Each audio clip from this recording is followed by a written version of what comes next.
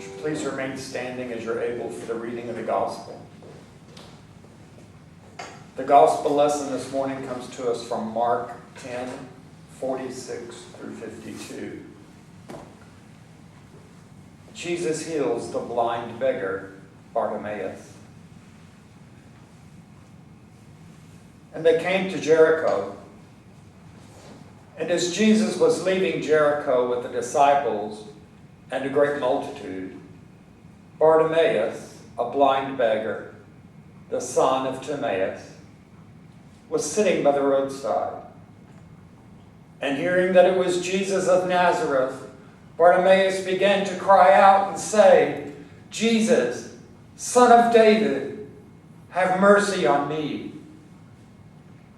And many rebuked Bartimaeus, telling him to be silent. But he cried out all the more, "Son of David, have mercy on me." And Jesus stopped and said, "Call him."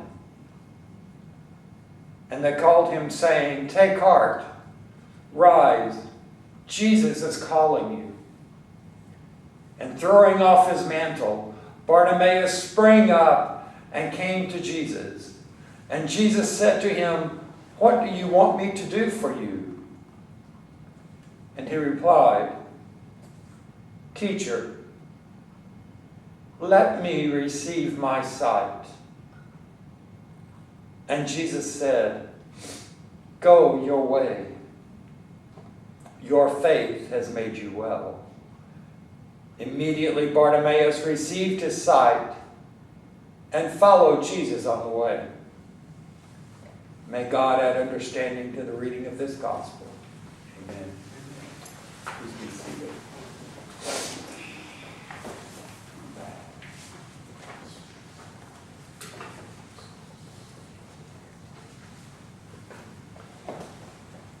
God, I thank you and praise you that I have been called to be an instrument, to be your vessel.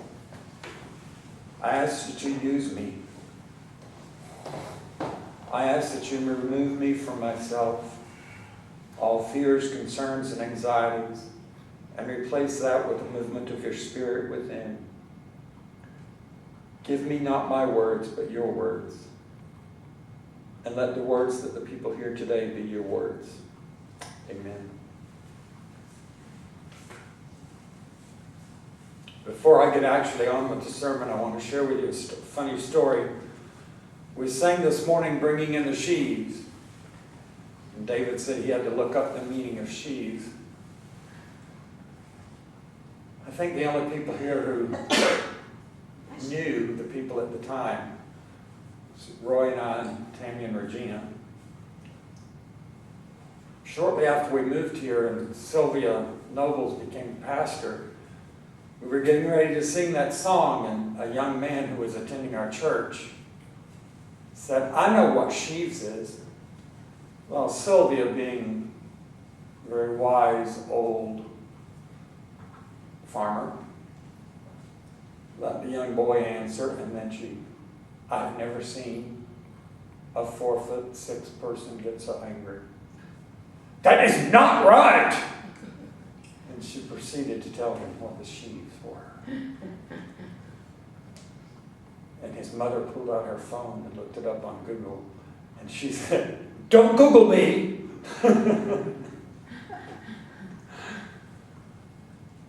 Many people question whether miracles exist or not.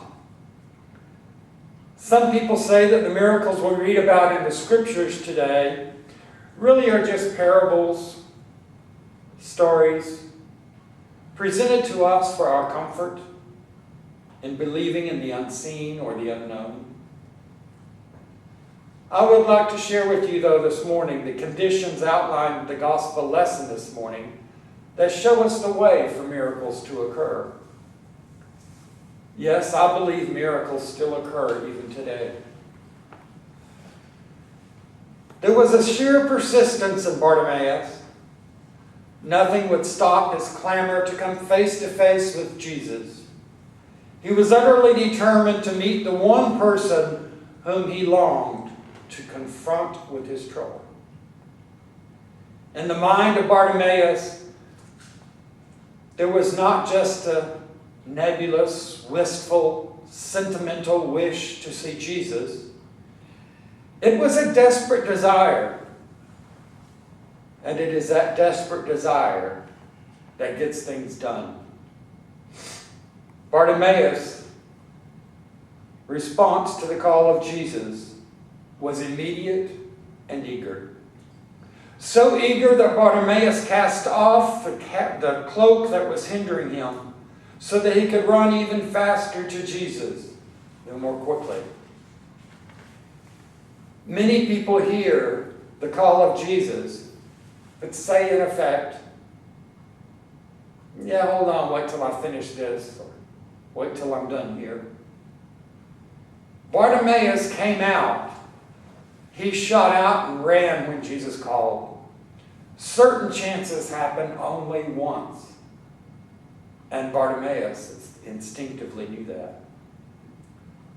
Sometimes we have a wave longing to abandon a habit, to purify life of some wrong thing, to give ourselves completely to healing, to Jesus.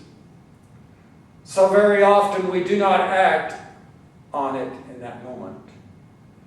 And the chance is gone, perhaps never to come back.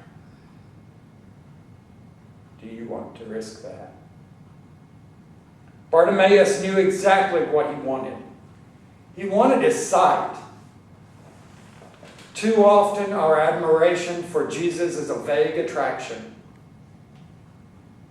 When we go to a doctor, we go to the doctor to get help with a certain situation, symptom, or condition. And we expect it to be taken care of. When we go to a dentist for a toothache, we just don't walk into the dentist's office and say, oh, pull any tooth you want. We want the one that's diseased and hurting to be fixed. It should be so with us and our relationship with Jesus Christ.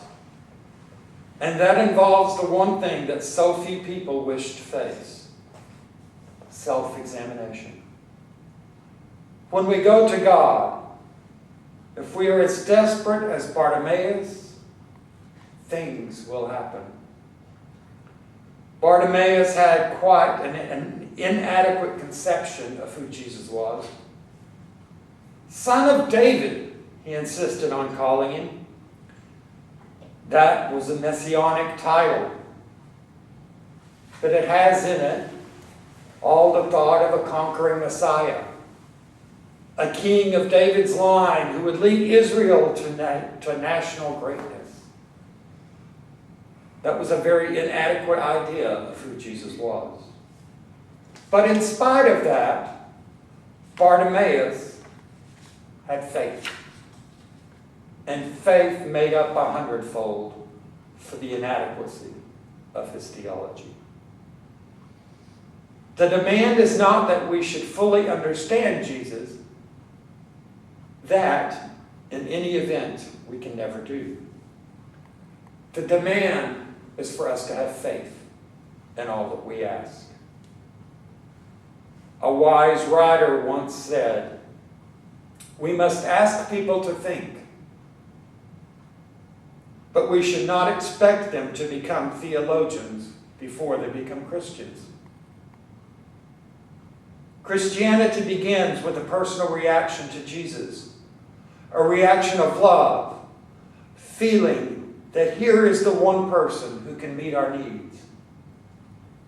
Even if we are never able to think things out theologically, that response of the human heart is enough. And in the end, there was a precious touch by Bartimaeus. Jesus told him in the gospel, go your way, your faith has healed you and made you well.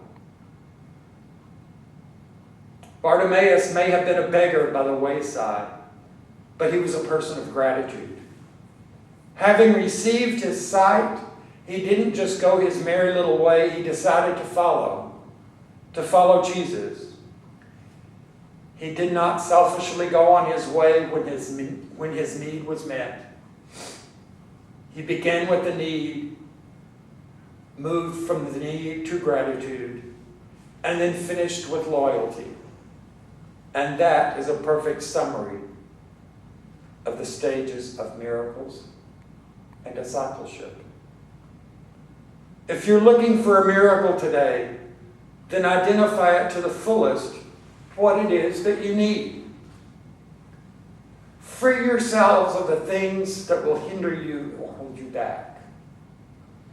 Then run like a wild animal to that which will be able to provide that miracle for you. Be grateful for the miracle which you received, and be grateful for the persons that made the miracle possible for you. Then be loyal to that miracle. That last one causes us to stumble. How do you become loyal to something that may be a secret or so personal that you do not wish to discuss it with anyone? Well, you get over it, girl. You become loyal by sharing your stories of the miracles in your life with anyone who's willing to listen. You do not hide your blessings from others. When other people see the things that have been given you, that is what brings more people to a deeper relationship and a deeper faith with the possibilities of what Jesus has to offer them. That is what is called making disciples. And that's our primary job as a faith community, and more importantly, as individual Christians. A friend of ours used to have a sticker on the back of an old Santa Fe. I don't believe in miracles. I depend upon them. We depend upon them every day. But the thing is, we forget what a miracle looks like. I almost wanted to have a mirror for each one of you to look into. You're what a miracle looks like. You are what a miracle looks like. When you go to that doctor's office because you've got acute bronchitis, they temporarily make you feel a little bit better, and then all of a sudden you get your strength back and you feel a whole lot better. That's a miracle. And you know what? It was not Jesus who reached Jesus' hand down and said, "Be healed, my daughter." It was that doctor that said, "I'm willing to sit through years of medical school. I'm willing to go into debt to learn this vocation." That's the miracle. There's so many miracles around us that we forget to find out what they are. I encourage you today to live your life as a miracle and accept as such, for you are a creation of the divine and truly a miracle, freely given for you and for you to share with anyone you wish. If you're willing to accept that gift, don't just put it inside a box, wrap it in a bow, and hide it in the shelf for the next time you need a miracle. But live that miracle each and every day. Because that miracle is what's going to help bring somebody out of the gutter. That miracle may be what will bring somebody from the depths, standing up from the edge. That miracle of your being able to say, "I have walked the walk that you've been on," and you don't need to fear it. It's a miracle. This is a real miracle. It truly is. Since 2010, in the state of Arkansas, your gender can be X. Do you know what a powerful statement that is to a young person who's trying to figure out what they are in life? Or to the 50-year-old woman who says, I don't know anymore? That's a miracle. Sure hate it that we threw Oregon out of the lead, line up for being the first one to ever do it. But Arkansas was the first one to truly accept natural gender identity. So I guess there was a miracle in the natural state. Not too shabby. Not too shabby.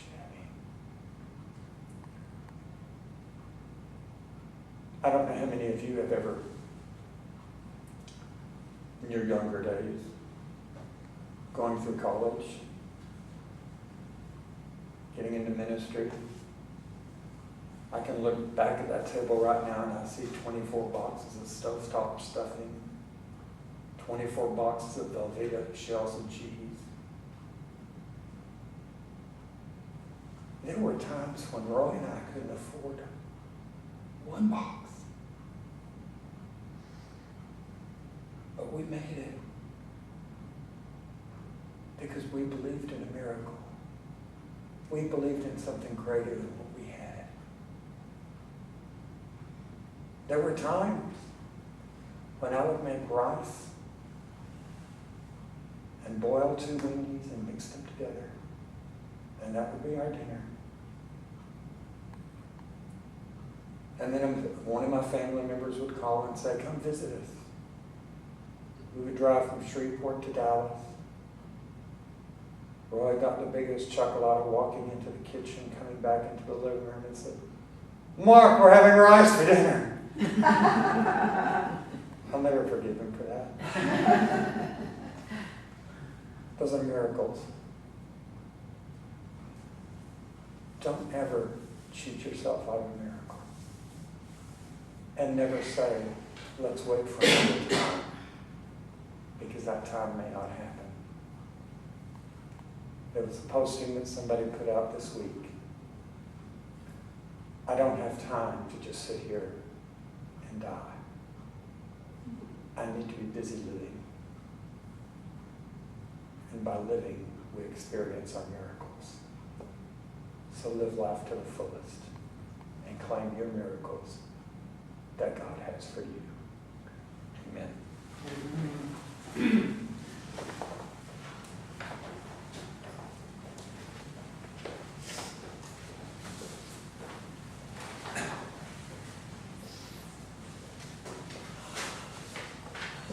Number 14, break down the bread of life. Rise in spirit to your table. Every time we do this song, I think